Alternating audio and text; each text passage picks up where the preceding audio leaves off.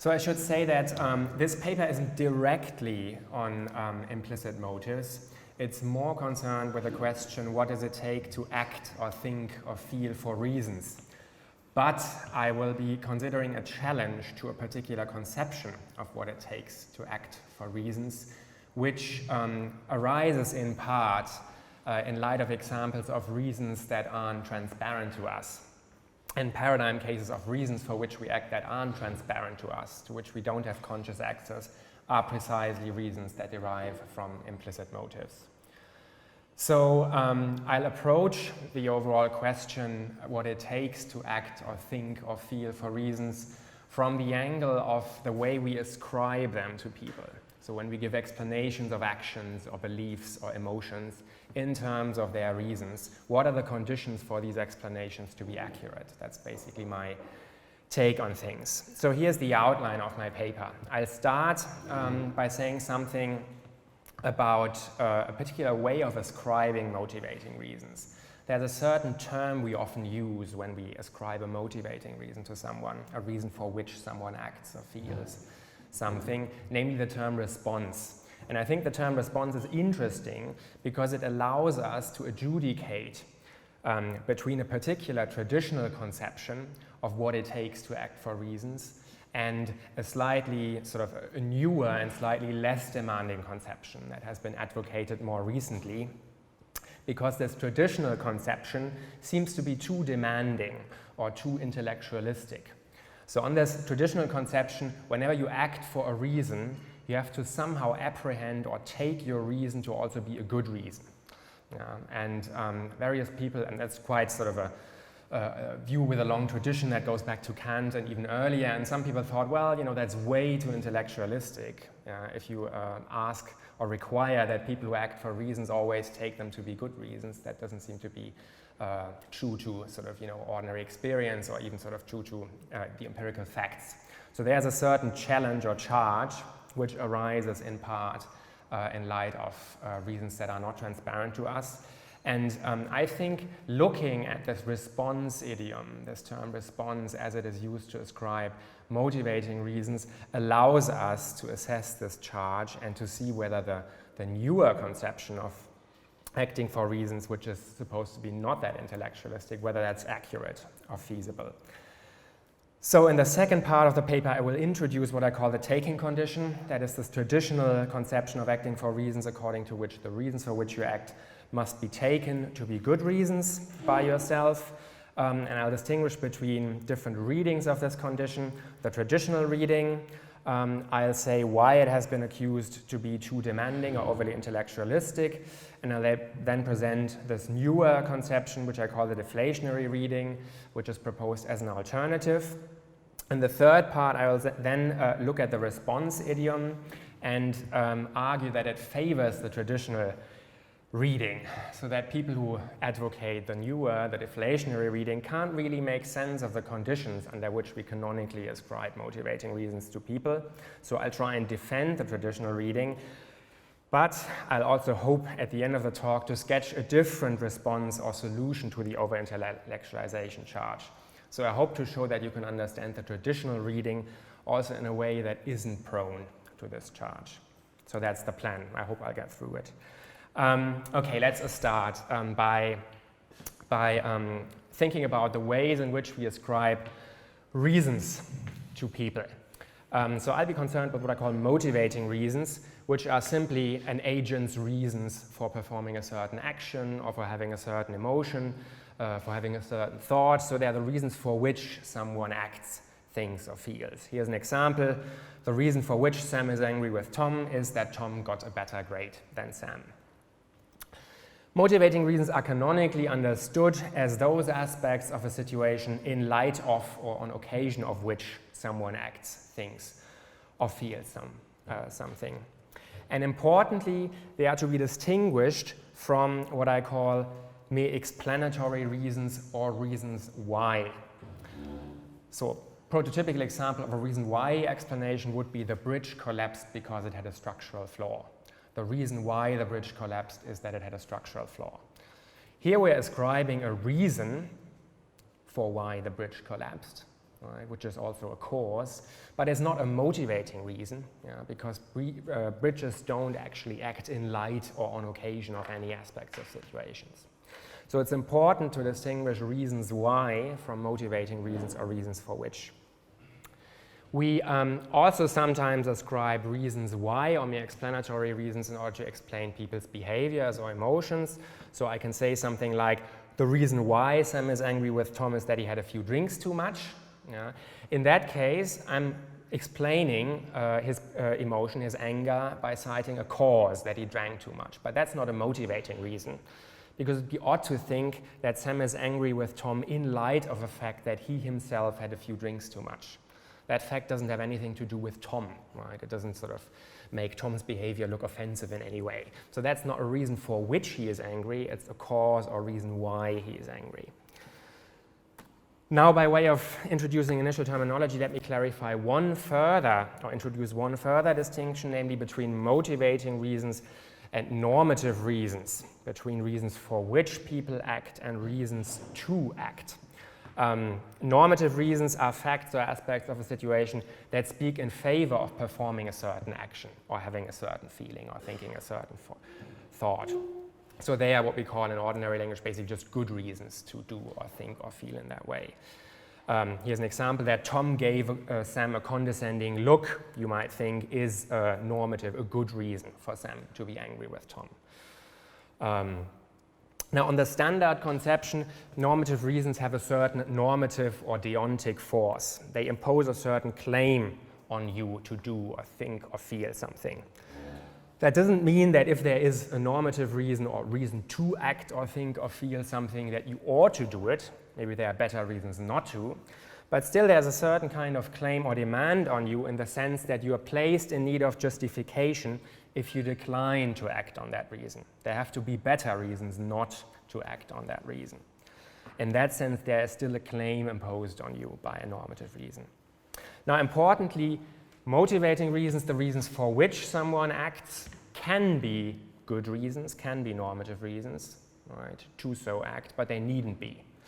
So the fact that Sam performed better in the exam than Tom is a reason for which Tom is angry at Sam, but it's not a reason to be angry at Sam, right? I mean, the reason that someone performed better in an exam than yourself is actually not a good reason to be angry at them. Still, Tom is angry at Sam for that reason, so it's a motivating reason, but not a normative reason. Okay. Now, let me introduce a particular way of ascribing motivating reasons by means of the term response. So we often specify the reasons for which an agent does or feels or thinks something by describing her behavior or attitude as a response to some aspect of a situation. So there's a use of the term response on which saying such and such is a reason for which S phies, acts, thinks, feels something, is equivalent to saying S phying is a response to X. And here, response is a near synonym of the term answer. So the exam result is a reason for which Sam is angry at Tom, is equivalent to the claim that Tom's anger is a response to the exam result on a particular use of the term response. Here are some more examples of this use of response. It's really quite sort of an ordinary usage that I think we should all be familiar with. So, for example, we say things like, Sam moved his pawn in response to his opponent's move. Maria's message was a response to Peter's message. Heathrow responded to the heavy snow by canceling all flights. John responded with delight to the scenery. Peter's anger was a response to Sally's behavior. These are all sort of ordinary examples of this use of response that serves to ascribe motivating reasons. So in each of these cases, and that's the important point, in saying that some behavior was a response to some aspect of the situation, we indicate a reason for which the person acts or feels in some way. So in saying that Maria's message was a response to Peter's message, I'm indicating that Peter's message was a reason for which Maria wrote her message.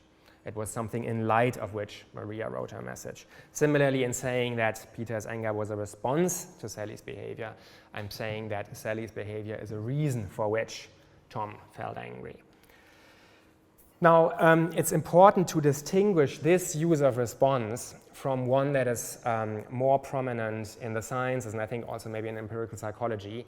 We also sometimes use response to indicate a mere cause, right? So I can also say something like, Sam's anger was a response to his heavy drinking, right?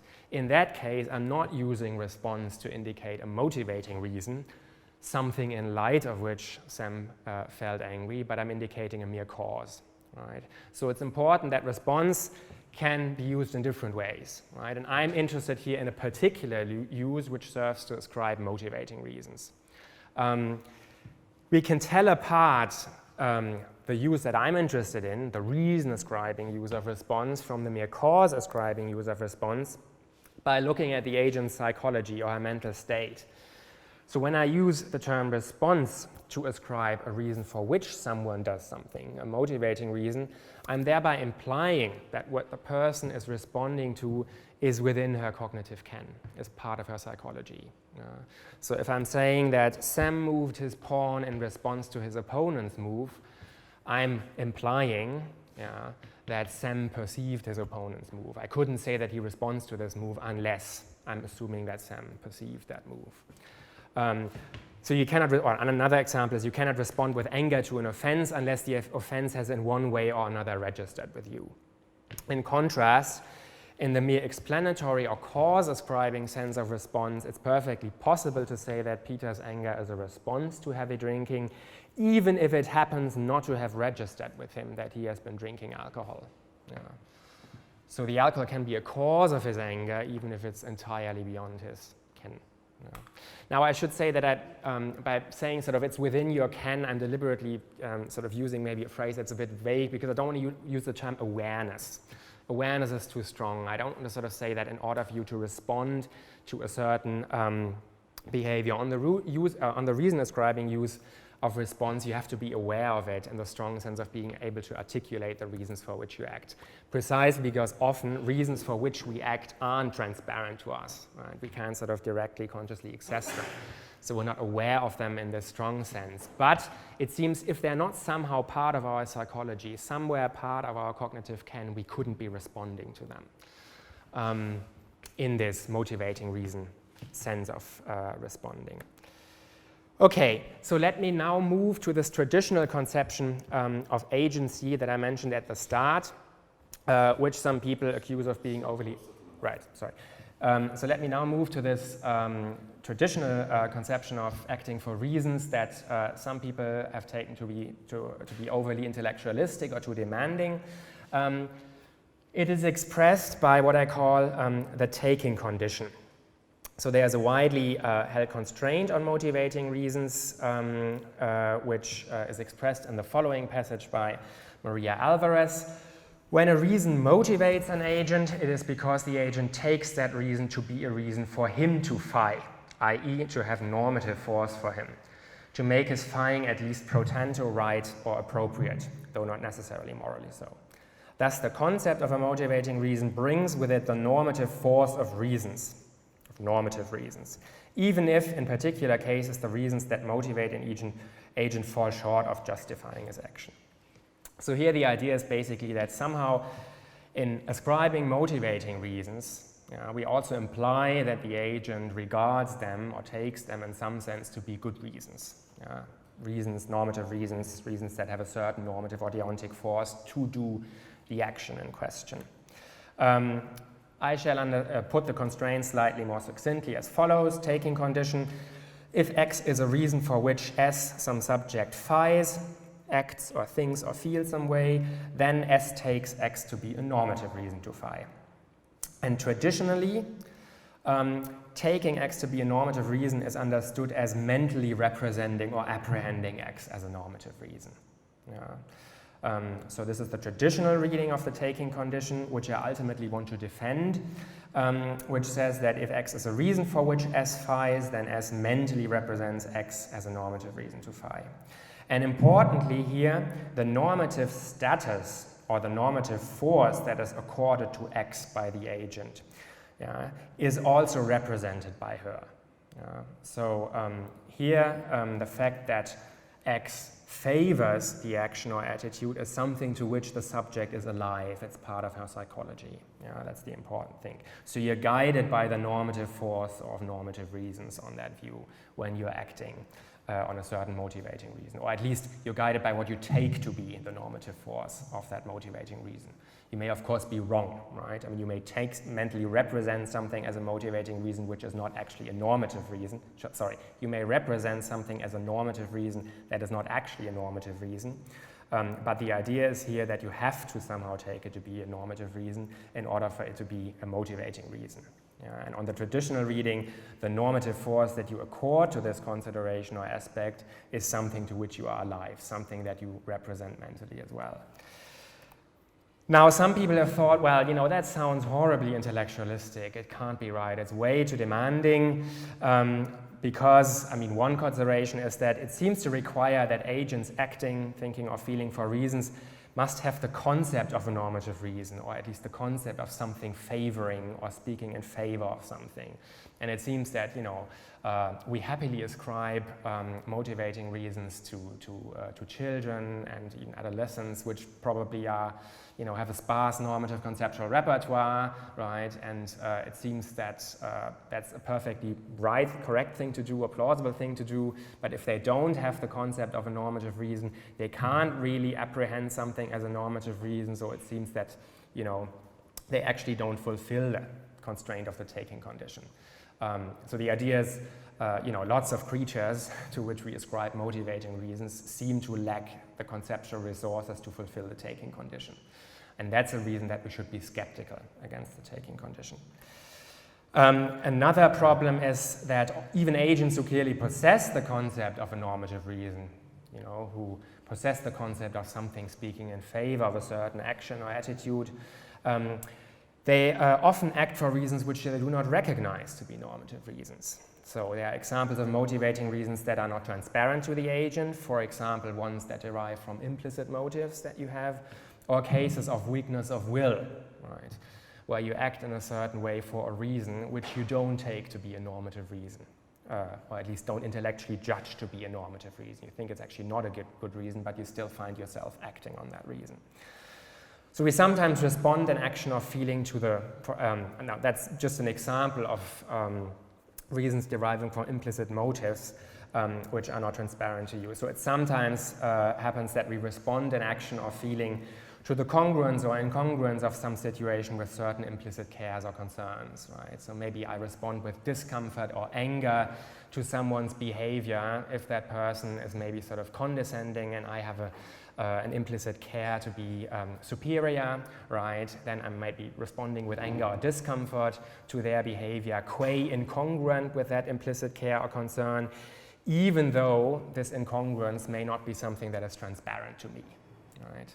And you might think in some cases, yeah, such a congruence or incongruence can even be a good reason to feel discomfort or anger, even though you don't recognize that it is a normative reason to do so, because you're not even aware of that incongruence in the first place. So you can also not recognize it as a normative reason. So it seems such examples also conflict with this traditional reading of the taking condition, on which it requires agents acting for reasons that they represent them as normative reasons.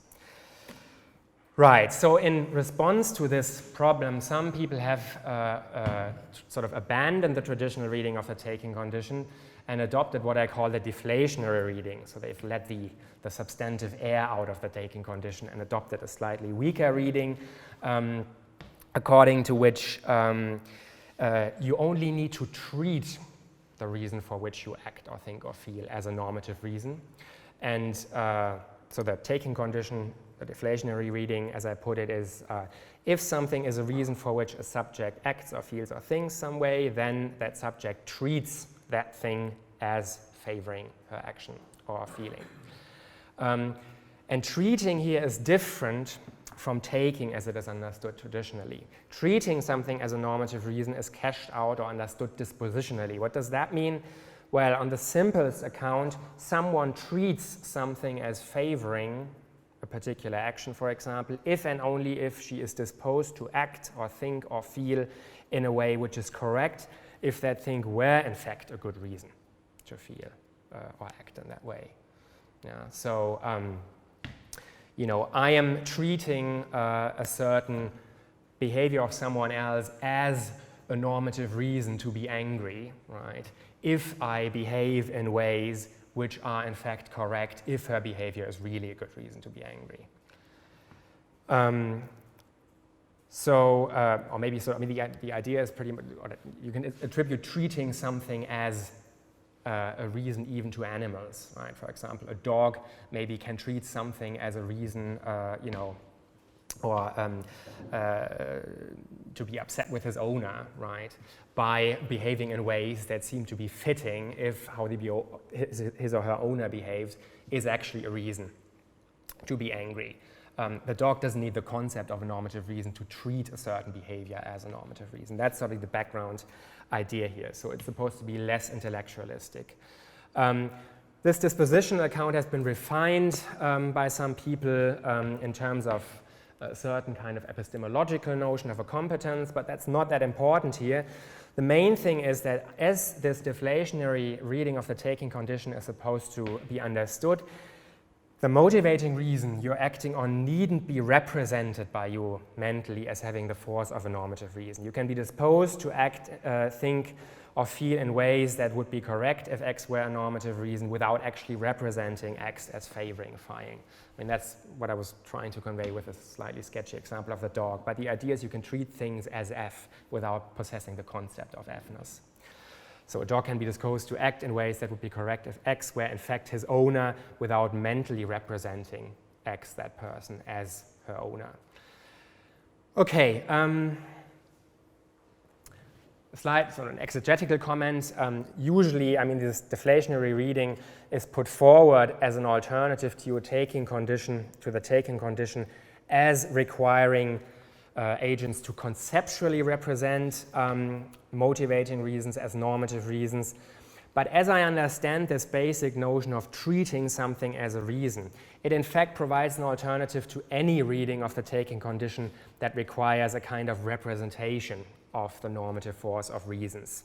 Yeah, so even a non-conceptual kind of representation of the normative force of reasons, which doesn't require the agent to possess the concept, if there were such a thing. So it seems to me that those people want to get rid of any way of representing motivating reasons as normative reasons, as a requirement for acting on reasons. And that's supported also by some of the things that Kurt Sylvan says elsewhere, where he thinks that, treating something as an F need not involve any state with content involving Fness. Yeah. So any state of treating something as a normative reason, or any case of treating something as a normative reason need not involve a state with content involving the property of being a normative reason or the normative force of a normative reason. Now, it seems to me that this deflationary reading is problematic because it doesn't quite account for the conditions under which we ascribe motivating reasons to people. And that's because one canonical way of ascribing motivating reasons to people is precisely by means of the response idiom, so by characterizing their behavior as a response to a certain aspect of their situation. And as I hope to go on and show now, the response idiom entails that what you're responding to is represented by you as a normative reason for your action.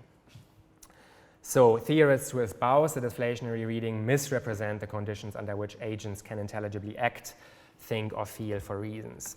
Why do I think that? Well, here are first some linguistic considerations. Response etymologically comes from re, back, and spondere, the Latin verb, which means to promise, to offer, to commit, or to sign a contract. So etymologically, a response is essentially something given in return to some prior act, and thus is prompted by that prior act.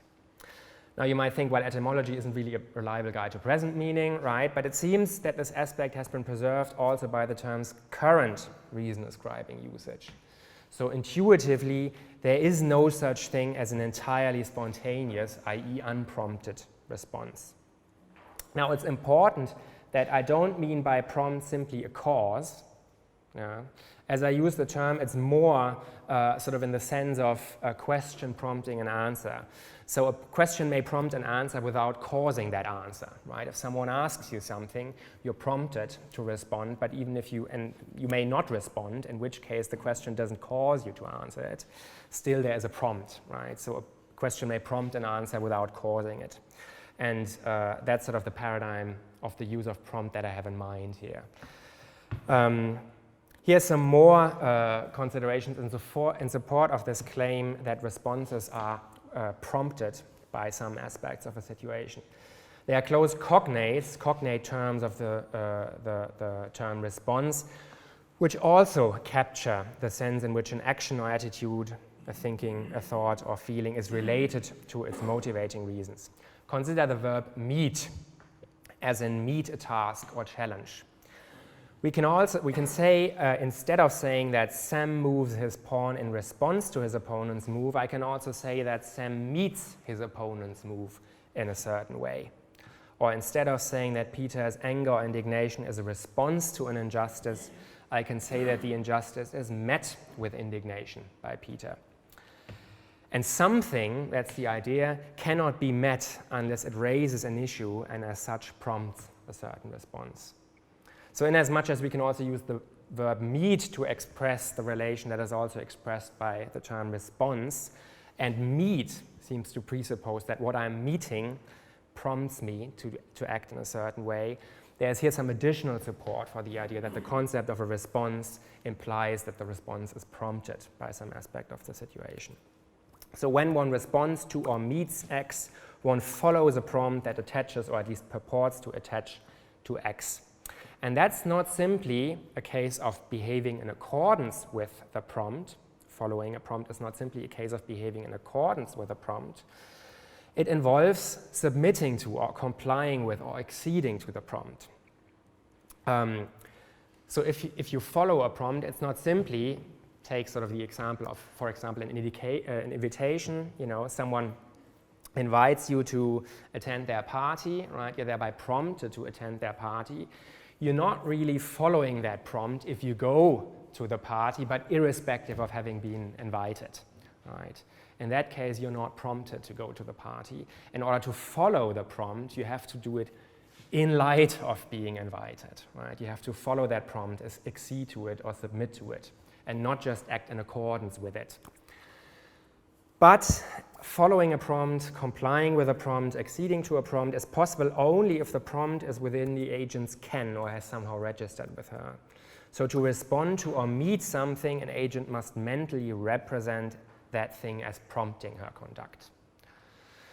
Okay, so far I've tried to show you that responding to something, as we use that verb in ascribing reasons, presupposes that you mentally represent what you're responding to as prompting your conduct. Now that falls short of showing, as of yet at least, that you need to mentally represent that thing as having the force of a normative reason. So that falls short yet of showing that you need to represent the thing as having the force of a normative reason. Right? You might think there are prompts that aren't deontic. An invitation, right, doesn't have normative force. It's not problematic if you decline it, for example. So I need to say a little bit more about the kind of prompt here in order to make my case for the traditional reading of the taking condition based on these observations on the verb responding. So I'll try and sort of provide an additional line of thought in support of the idea that responding to X presupposes that X is regarded or mentally represented as having the force of a normative reason. Here's a further line of consideration which is supposed to show that responses are prompted by the force of real or at least apparent normative reasons. And to show this, I distinguish between two cases of response. What I call the good case, appropriate responses, or pro tanto appropriate responses. That basically means responses that are appropriate in some respect, but not necessarily all out appropriate, which are responses to motivating reasons that are also normative reasons, right? So if I get angry about an offense, if I respond with anger to an offense, and you agree with me that an offense is also a good reason to be angry, right, then my response would be pro tanto appropriate, insofar as it's a response to a normative reason. But there are also other types of responses which are not pro tanto appropriate, namely responses to something that is not a normative reason to so respond. And that's what I call the bad case. Okay, let's look first at the good case. It seems that responding to something by performing an action, say, is pro tanto appropriate if and so far it is a response to a normative reason to act in that way. That means that responding appropriately to that thing is not simply doing what the reason demands or favors. It's not a case of mere conformity. Why? Well, because if you're simply doing what is demanded, but irrespective of its being demanded by you, so not in light of its being demanded, that would not seem to be sufficient to say of your behavior that it is appropriate qua response to X. It may be appropriate in some way, but here we're talking about an appropriate response to X. Right? So if you simply conform with a demand or normative force of X, that's not sufficient for saying that you're acting appropriately qua response to X. If X normative force is a matter of imposing a demand to phi on you, then you're responding to X appropriately only by complying with this demand. Compare, the appropriate response to someone giving a valid order to you is not simply to behave in conformity with the order, but to follow or comply with that order. So, and that's important, for you to comply with this demand, you must have registered it. You must represent what you're responding to as favoring or demanding that thing. Yeah? So that's why I think pro tanto appropriate responses require that the agent represent mentally what they're responding to as a good reason, as favoring or demanding their response. Now, the bad case is a little more complicated, but basically I'm trying to adapt what I said about the good case to the bad case as well by exploiting the idea that when we think about the bad case, we are somehow exploiting our understanding of the good case. Now, in the bad case, there seems to be no normative reason to act in that way, which would be a candidate for the prompt to which you're responding and phi-ing. Because by hypothesis, the bad case is one in which you're responding to something that is not a normative reason for you to respond. So in this case, the response is not appropriate in virtue of what you're responding to being a normative reason to phi. But I think we can still adapt the preceding considerations on the good case, because plausibly our understanding of the bad case derives from our understanding of the good case. In making sense of someone's phi-ing in response to X, of someone's acting in some way in response to some aspect of their situation, where this aspect is not a normative reason to do what they're doing, we suppose that she is responding to something that, according to her perspective, is a normative reason to do that thing. That's what I call the principle of charity. Now, the principle of charity basically says that our success in making sense of actions, thoughts, or feelings that are not responsive to normative reasons is contingent on our assimilating them to those that are responses to normative reasons. So consider, for example, the statement that Tom's anger is a response to Sam's better performance in the exam. The motivating reason that is specified as Tom's reason for being angry is not a normative reason to be angry with Sam. The fact that Sam got a better grade than Tom, does not speak in favor of being angry with Sam. However, in order to be able to so much as make sense of Tom's anger as a response to this fact, for his response to be intelligible as such, we must suppose that this fact is at least represented by Tom as constituting an offense or transgression of some sort. And offenses or transgressions are normative reasons for anger. If someone genuinely offends you, that's a reason to be angry at them, a good reason.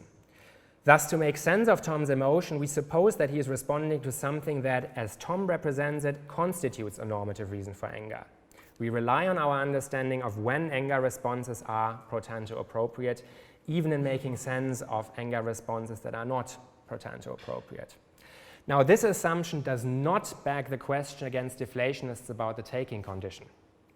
Why? Because the proposal is that in conceiving of someone as acting or feeling something in response to X, where X is not a normative reason to do so, We assume that S, or that person, represents the thing as something that is a normative reason to phi. But that doesn't entail that the normative force thereby implicitly accorded to the thing is also represented by the person.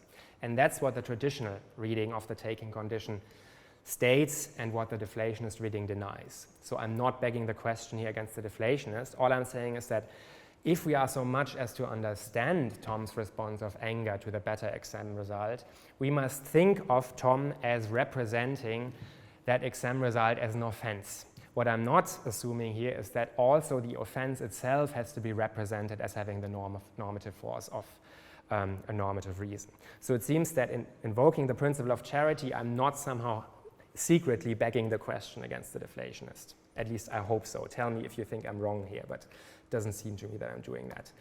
So given the principle of charity, my account of the good case can now be adapted to fit the bad case.